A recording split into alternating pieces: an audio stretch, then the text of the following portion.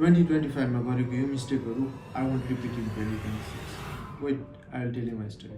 2025 मा gym join गरेँ, which was the best decision.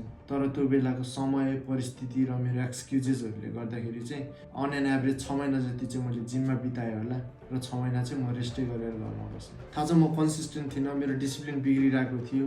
जति पनि एक वर्षमा देखिनु पर्ने प्रोग्रेस थियो त्यति चाहिँ देखिरहेको थिएन. ठिक छ, प्रोग्रेस स्लो भएको हो तर ढिलो भएको छैन.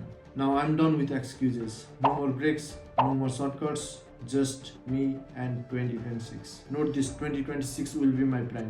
It's all about discipline, confidence and becoming the person who I want to be. So हजुरहरू पनि आफ्नो लाइफ रिस्टार्ट गर्दै हुनुहुन्छ, 2026 लाई चाहिँ सिरियस लिँदै हुनुहुन्छ भने comment prime 2026 and remember this, restarting doesn't mean you fail.